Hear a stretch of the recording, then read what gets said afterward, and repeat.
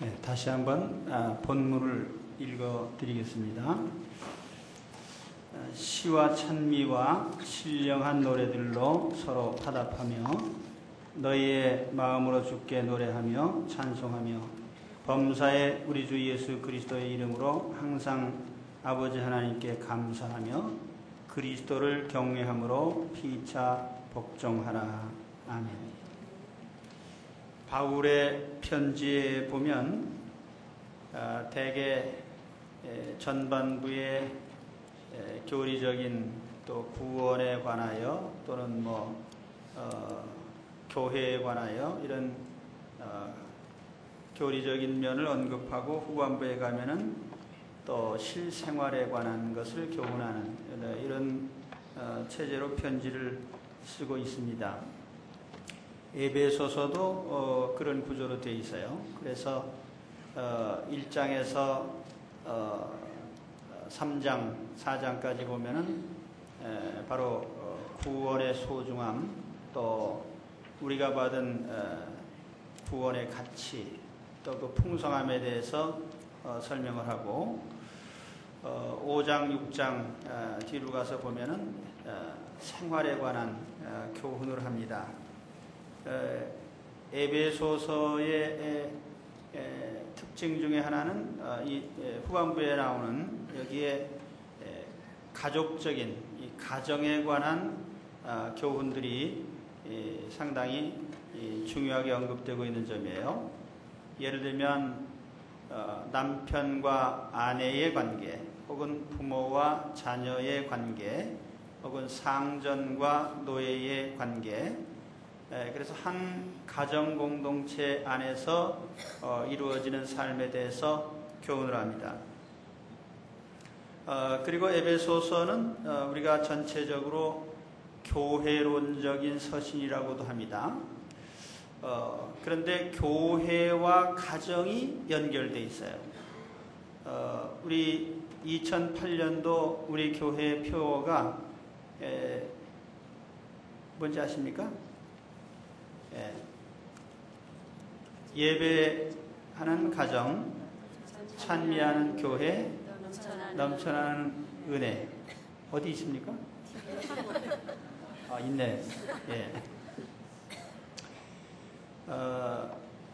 교회와 가정이 연결이 되어 있고요. 그 중심에 경배와 찬양이 있습니다. 그래서 우리 새해에 우리의 가장 중요한 우리 믿음 생활의 중심이 예배 생활인 것을 마음에 새겨두시기 바랍니다. 특별히 가정과 교회가 연결이 되어 있어야 돼요. 그리고 가정이 신앙 공동체로서의 역할을 잘 감당해야 됩니다. 하나님이 크게 보면은 구약에는 이스라엘 공동체를 소중히 여기셔서 아브라함의 부르심부터 해서 이스라엘 공동체를 하나님께서 축복을 하셔서 그 이스라엘 공동체를 통해서 하나님이 얻으시려고 한 것은 하나님을 경배하고 하나님께 영광 돌리는 그런 백성을 만드시려고 한 겁니다. 그래서 출애굽기에도 보면은 모세가 이스라엘 백성을 구해내면서 왜 이 백성을 데리고 가려고 하느냐, 바로가 그렇게 물어봤을 때 이 백성이 광야로 나가서 하나님께 희생을 드리고 하나님을 경배하려고 합니다. 이게 목적이에요. 가정 또한 동일한 목적을 가지고 있어요. 그래서 하나님이 민족 공동체로서는 구약의 이스라엘 민족을 하나님을 경배하는 제사장 나라를 삼으시려고 한다, 그렇게 말씀을 하셨고요. 오늘 우리 구원받은 가족도 마찬가지입니다. 이 가정이 하나의 예배 공동체가 되는 것이 하나님의 소중하신 목적이에요.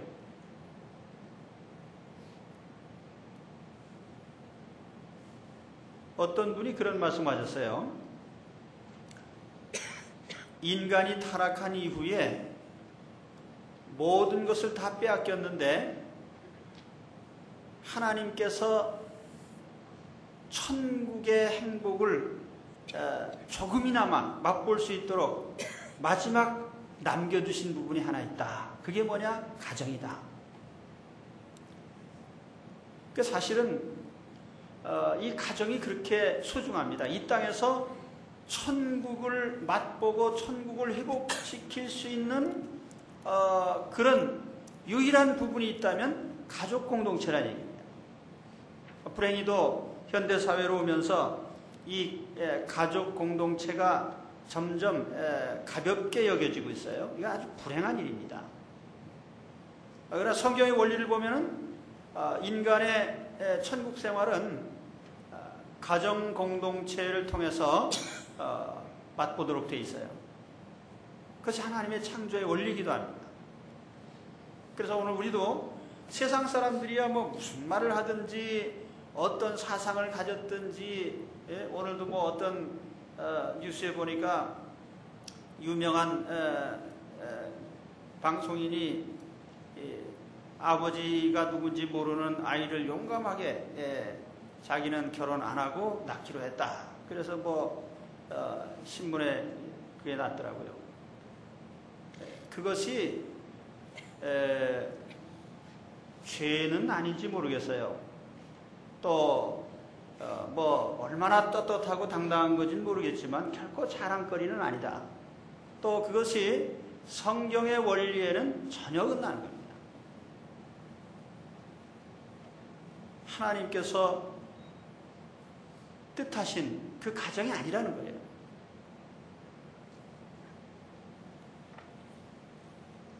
어쨌든 오늘 우리는 이 하나님께서 가정을 아주 소중히 여기시고 있다. 그래서 가정을 통해서 예배를 받으시기를 원하시고 우리 모든 성도들의 가정이 다 예배 공동체가 되기를 원하십니다. 이걸 기억하시기 바랍니다. 그래서 이스라엘 민족도 하나님 앞에 예배 공동체로서의 역할을 제대로 감당하지 못하고 그들이 우상 숭배자가 되고 부도덕한 자들이 돼서 이탈했을 때에 하나님께서 더 이상 이스라엘 민족을 복주시고 살려둘 목적이 없는 거예요. 그 의미가 없습니다. 그래서 하나님이 이스라엘 민족 국가를 완전히 망하게 하셨어요. 아시리아에게 멸망당하고 바빌론에게 멸망당하고 너희 이스라엘 민족이 존재할 가치가 뭐냐 이거예요. 동일하게 오늘 우리 그리스도인의 가정도 마찬가지입니다. 우리 그리스도인의 가정이 존재하는 이유가 뭡니까? 하나님 앞에 영광이 되고 또 하나님의 뜻을 이루어가고 그 가정을 통해서 하나님을 경배하는 이 목적이 이루어져야 하나님께서 그 가정을 축복하실 이유가 있는 겁니다. 바로 그렇기 때문에 우리가 하나님을 경배하는 삶은 뭐 한 사람이 뭐 행복해지고 불행해지고 이런 차원을 떠나서 하나님과 인간 사이의 관계입니다. 그래서 여러분 우리 가정이 존재하는 목적을 다시 한번 마음에 기억하시고요. 우리 가족 공동체를 통해서 하나님을 경배하는 가정으로 거듭나시기를 축원합니다. 그리고 오늘 제가 이 가정 공동체를 통해서 하나님이 예배를 받으시는데 여기 예배 생활의 세 가지 강령을 제가 말씀드리려고 합니다. 오늘 말씀에 세 가지 원리가 나타나요. 또 이것은 성도 생활의 세 가지 강령이기도 합니다. 사도 바울이 에베소 교인들에게 너희들이 그리스도인으로서 이제는 이렇게 살아야 된다라고 하는 마음의 강령을 세 가지 지침을 내려주셨어요. 그것이 뭐냐면 오늘 19절, 20절, 21절에 나타난 말씀이에요. 첫째는 기뻐하라는 것입니다. 에베소서에는 19절 말씀에는 시와 찬미로 노래하라 이렇게 표현이 되어 있죠. 기쁨의 기조 위에 우리가 모든 생활도 해야 되고 경배 생활도 해야 됩니다. 이 기쁨의 마음 바탕이 우리 그리스도인의 삶의 가장 중요한 마음의 바탕이 되어야 됩니다. 기쁨.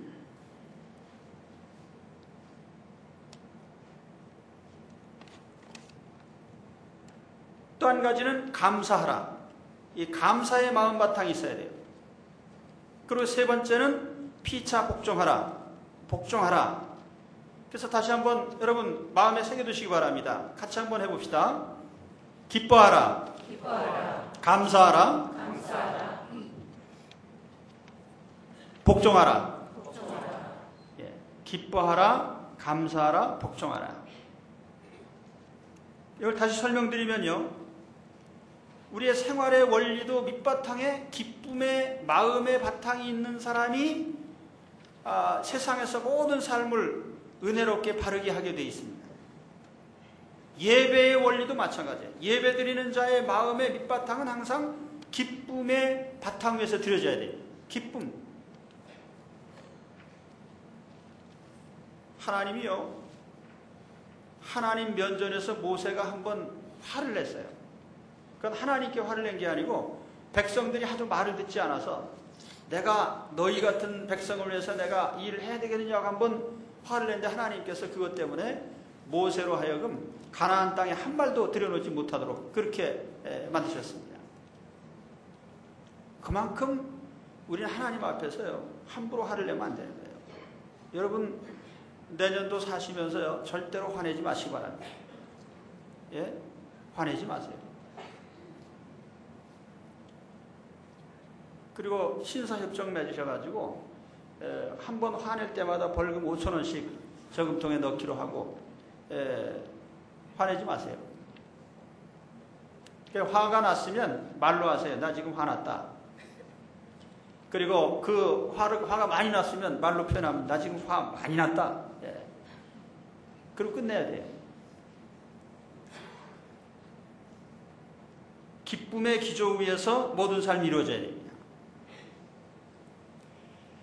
시와 찬미와 신령한 노래들로 서로 화답하며 너의 마음으로 주께 노래하며 찬송하며. 여기에 시는 구약의 시편을 가리키는 말입니다. 또 여기에 찬미, 이 찬미는 하나님을 높이는 그런 노래입니다. 또 신령한 노래들, 일반적인 성가들이죠. 그래서 이런 노래들을 부르며 또 즐거운 찬미의 노래를 하나님께 불러드려라. 제가 가끔 이렇게 동창들 만나서 보면은요, 필수 코스가 있죠. 1차로 만나서 식사를 하고, 그 다음에 한 잔씩 걸치고, 그 다음에는 노래방을 꼭 합니다. 근데 한 잔 들어가면 되게 노래방으로 가요. 그렇게들 하시죠. 왜냐하면 그 술에 그 감동을 받아가지고 노래를 안 부르고는 견딜 수가 없다. 그래서 한 잔 들어가면 노래방 가서 노래를 부릅니다. 아마 우리나라 사람들이 노래를 세계에서 제일 잘 부르는 사람 같아요. 제가 시골 할아버지 칠순잔치에 가는데 그 시골 분들이 왜 그렇게 노래를 잘 부르는지요? 가수들보다도 더 잘 부르더라고요. 노래 못 부르는 사람이 하나도 없어요. 왜 이렇게 노래를 잘 부르냐 그랬더니 항상 그 노래방 가서 노래를 많이 불러서 이렇게 잘 부른다고.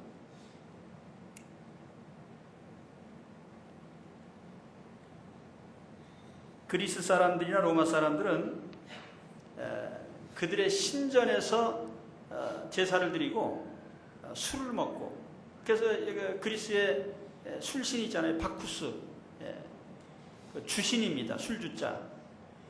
그래서 그 술을 많이 먹고 사람들이 흥에 겨우면 거기에서 세상적인 많은 노래를 부르는 거예요. 근데 우리 그리스도인들은 어떻게 술도 안 먹고 맨입으로 부르냐? 술은 안 먹었지만 취하는 게 있어요. 예수 믿는 사람이 취하는 게 있다고요. 그 뭐냐? 오늘 말씀에 보면은 술 취하지 말라. 이는 방탕한 것이니 오직 성령의 충만을 받아라.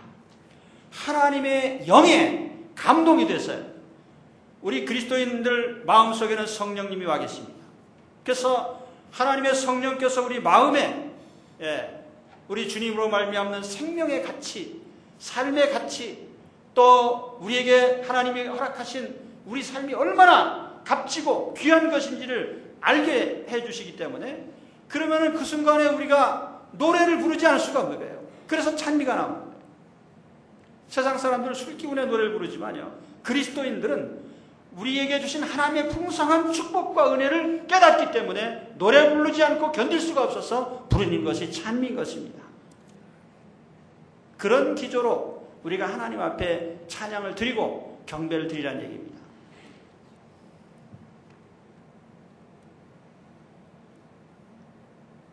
그래서 항상 기쁨의 찬미로 경배를 드리는 그런 분들이 되시기를 축원합니다. 그리고 두 번째는 감사하라고 그랬죠. 경배의 마음 바탕에 항상 감사의 마음이 있어야 돼요. 여러분, 지난 1년 동안 지나간 시간이 감사합니까? 예, 감사하죠. 왜냐하면 우리가 지금까지 살아있으니까. 엊그제 KBS에서 참하고도라는 다큐멘터리를 보여줬는데 보셨습니까? 저 그거 보면서 야, 참 어떻게 저렇게 살 수 있을까? 대한민국에서 사는 것에 대해서 너무너무 감사했어요. 그 사람이 어떻게 살 수 없는 해발 5,400m가 넘는 그런 고개를 넘어다니면서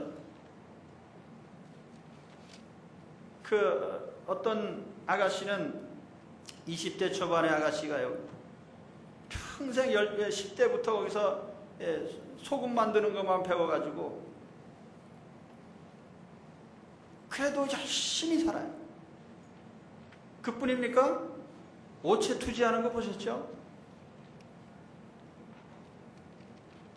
나는 그 오체 투지라고 해서 그저 뭐 몇 킬로 가서 이렇게 경배하는 건가 보다 했더니 얼마나 멀리 오체 투지를 하냐면요, 길게 가는 사람은 2,000km가 넘더라고요. 2,000km.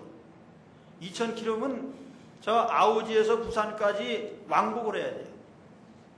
근데 그 먼 거리를 어떻게 갑니까? 몇 걸음 가다가 엎드려 절하고 몇 걸음 가다가, 그것도 보통 절하는 게 아니에요. 쭉 엎어져서 그냥 몸에 5군데가 땅에 닿라는 거예요. 오체투지예요. 그런데 그렇게 하면서 시간이 얼마나 걸리냐 그랬더니 7개월이 걸린다 그래요. 7개월. 7개월 걸려서 엎드려 절하면서 가는 거예요. 그거 왜 그렇게 하느냐? 우리 모든 사람이 잘 되게 하려고 그런다는 거예요.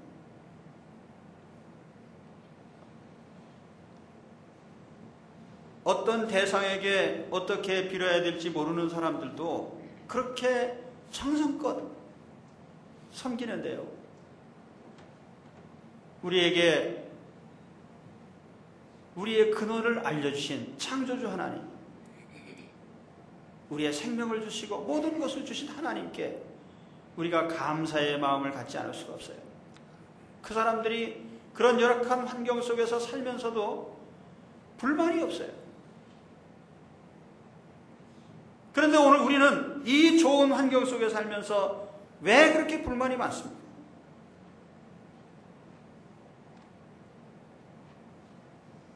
본래 이 감사라고 하는 것은 모든 것이 하나님의 선물이라는 기본적인 인식 아래서 생겨나는 마음이에요. 인생은 하나님의 선물이다. 거기서부터 감사의 마음이 오는 겁니다. 인생은 하나님의 선물이에요. 우리의 생명이 얼마나 소중합니까? 최유삼 선수가 쓰러져서 뇌사 상태에 빠졌다고 하는데 너무 안타까워요.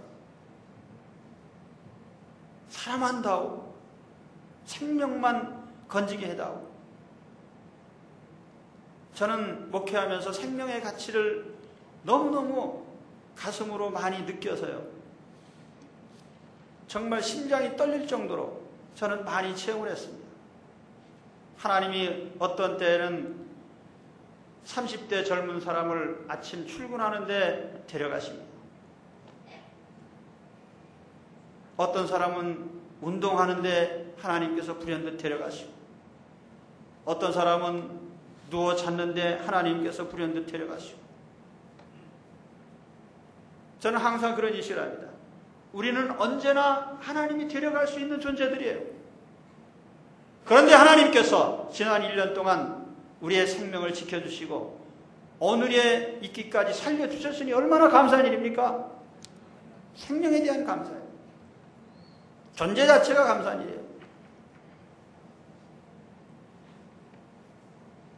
제가 한번 저 뜨거운 걸 잘 못 먹어요. 근데 집사람은 뜨거운 걸 또 좋아해가지고 충청도 사람들이 되게 뜨거운 것을 잘 먹습니다. 근데 우리 미국 사람들은 뜨거운 거 질색인데 한겨울에도 얼음 먹는데요. 뜨겁게 해놓는데 뜨거운 건지 뭔지를 알아야지. 그래서 제가 후닥닥 먹다 그냥 입안 다 튀고 혓바닥이 그래서 며칠 동안 혓바닥이 튀니까 먹어도 행복하지 않아요. 왜냐면 맛이 없어가지고. 맛을 모르니까. 모래알 먹는 거 같고. 그래서 여러분 식사할 때마다 그래도 음식에 입맛이 있는 게 얼마나 감사한 일입니까? 우리가 재산이 많고 적고 혹은 뭐 건강하고 약하고 이거는요 큰 문제가 아니에요. 생존 자체가 얼마나 이것이 기가 막힌 하나님의 선물인지를 우리는 깨달아야 됩니다. 그래서 성경이 뭐라고 해요? 호흡이 있다면 하나님께 감사하고 찬송을 해라.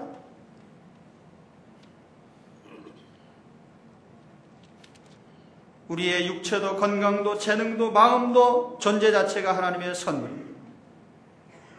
우리가 가지고 있는 모든 소유, 가족이나 자녀들이나 우리가 하고 있는 사업이나 우리가 가지고 있는 모든 영육의 소유들이 다 하나님의 선물이에요. 할렐루야. 감사의 마음을 가져야 됩니다. 감사의 마음. 그래서 우리 마음 밑바탕에 감사의 마음이 가득 있는 사람의 삶이 하나님을 제대로 경배할 수가 있다는 얘기입니다. 감사의 마음으로 경배해요.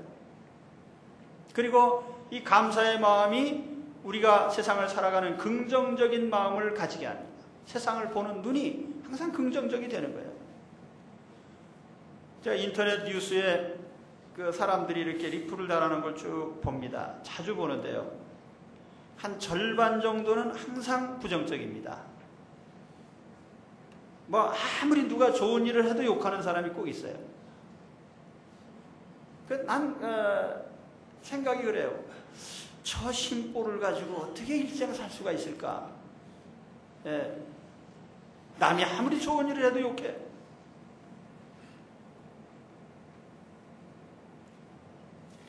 여러분 우리 마음이 긍정적이 되려면 근본적으로요. 우리 인생이 하나님의 선물인 것을 알고 감사의 마음 바탕이 있어야만 되는 겁니다.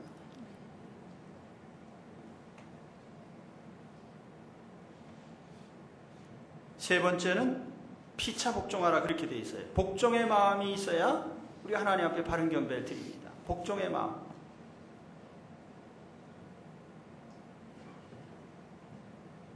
그렇다고 해서 이 복종하라, 근데 피차 복종하라고 해가지고 가령 부모와 자식이 있는데 자식이 부모에게 명령을 하면 부모가 복종해야 된다 그 뜻은 아니에요. 하나님이 세운 질서를 무너뜨려라 그런 의미에서 한 말은 아닙니다. 그럼 피차 복종하라는 말이 뭡니까? 하나님이 주신 권위를 아름답게 운영하는 겁니다. 예를 들면 예수님께서는 당연히 제자들이 예수님의 발을 닦아드려야 되지만은 예수님께서 제자들의 발을 닦아주셨습니다. 당연히 섬김을 받을 자리에 있어도 스스로가 낮아져서 섬기는 모습이에요. 그것이 오늘 바로 하나님이 여기 말씀하는 피차 복종의 정신입니다. 하나님께서 아내들이여 남편에게 복종하시오 이렇게 말씀하셨는데 그렇다고 해서 아내와 남편의 신분의 차이가 있다 그런 뜻은 아닙니다. 성경 어디에도 그런 말씀이 없어요. 똑같이 소중해요. 그리고 남자와 여자가 가치가 다른 것이 아닙니다. 똑같습니다. 그럼에도 불구하고 하나님은 남편을 한 가정의 가장으로서 권위를 인정해 주셨어요. 그 권위를 순종으로서 우리들이 받아들일 때에 그것이 축복이 되는 겁니다. 그러니까 모든 가정이 어떤 집안은 남편 대신 아내가 가장이 될 수도 있죠. 그러나 그건 하나님의 원하는 바는 아닙니다. 우리가 모든 세상 질서가 다 그래요. 영적인 질서도 똑같습니다. 자연계 질서처럼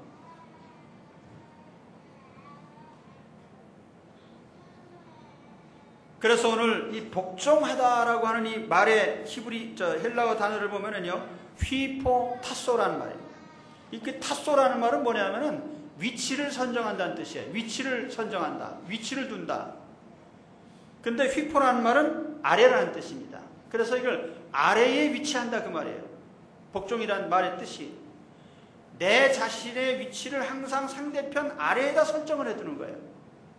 내가 그렇게 한단 말이에요. 그럼으로써 우리는 피차 복종하는 것이 되는 거예요. 그리고 이 복종의 정신이 항상 우리 믿음의 밑바탕에서 하나님의 말씀에 순종하는 삶이 되는 겁니다. 여러분, 오늘 제가 하나님의 권위로서 이 성경 말씀을 전합니다. 그러면 여러분은 하나님의 권위에 복종하는 마음으로 말씀을 받고 이 말씀을 삶의 원리에 적용을 하는 거예요. 그래서 이 피차 복종하라는 것은 하나님의 말씀을 실천하는 데에 중요한 도구가 되는 겁니다.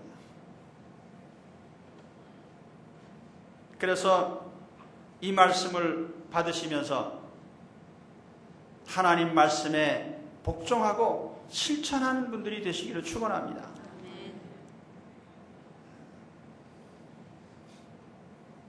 송구영신 예배 때 갔더니 설교를 하는데 무슨 말씀하셨는지 모르겠다.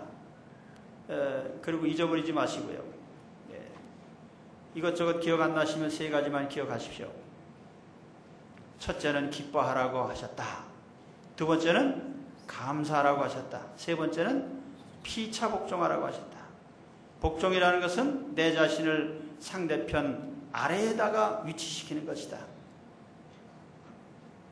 이런 마음 바탕이 하나님을 경배하는 마음 바탕이 돼야 되고요. 또 이것은 생활의 원리이기도 해요. 만일 이 마음 바탕으로 여러분들이 세상 생활을 하신다면 어느 곳에 가서도 배척당하지 않을 겁니다. 환영할 거예요. 기뻐하는 사람, 즐거워하는 사람, 누가 싫어하겠어요? 세상에서 가장 아름다운 얼굴이 뭔지 아세요? 여기 여성분들도 많이 계신데 여성분들 아무리 뜯어 고치고 재건축하고 여러 가지 해봐야 그것이 그렇게 구조적으로 아름다운 건 아름다운 게 아니에요. 그거는 사실 저는 그 옛날에 프랑스 배우 가운데 짱폴 벨몽드라는 사람이 있어요. 근데 그 사람이 얼굴이 약간 실구러졌습니다. 그게 멋있어요. 딱 균형 잡혀가지고 빈틈없는 것은 재미없는 거예요, 사실은. 지금 무슨 얘기했죠? 가장 아름다운 얼굴은 웃는 얼굴입니다. 기뻐하는 사람, 기쁨이 있는 사람, 접근하고 싶고 만나고 싶고 사귀고 싶고, 가족도 그래요. 남편이 밖에 갔다 왔는데 아내가 우중충하게 있으면 그 집에 들어오고 싶겠습니까? 또 반대로 아내도 남편의 얼굴이 항상 우중충하면요, 그거 만나고 싶겠어요? 우리 항상 기쁨의 기조 위에서 살아가는 것이 하나님의 삶의 원리입니다. 또 항상 감사의 원리 위에서 뭐든지 감사하고,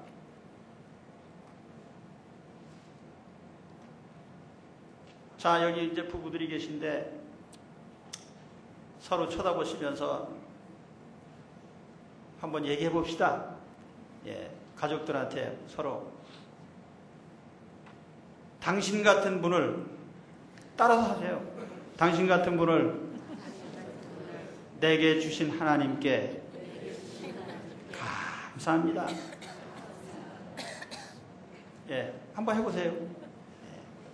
또 우리 자녀들도요. 우리 부모님 같은 분을 주신 하나님께 감사합니다. 또 자녀들에게도 이렇게 귀한 자녀들을 주신 하나님 감사합니다. 그런 마음을 항상 가지고 사시라고. 그리고 마지막으로 피차 복종하라고 한 것 마음에 기억하시면서요. 이런 마음 바탕 위에서 2008년을 맞이하시고 또 그렇게 살아가시기를 주의 이름으로 축원합니다. 이 시간에 다 같이 머리 숙여서요. 우리 조용히 기도하는 시간을 가지겠습니다. 오늘 하나님 앞에 나올 때 가족들이 의논하고 2008년도에 하나님 이루어 주시길 바랍니다. 라고 우리 기도 제목을 써왔습니다. 오늘 하나님 앞에 스스로 우리의 입술로 고백하겠습니다. 이 시간 우리 찬송 연주할 때에 조용히 하나님 앞에 기도하시기 바랍니다. 하나님 우리 가정의 이 목표를 꼭 이루어 주옵소서. 한 2, 3분 같이 기도하겠습니다.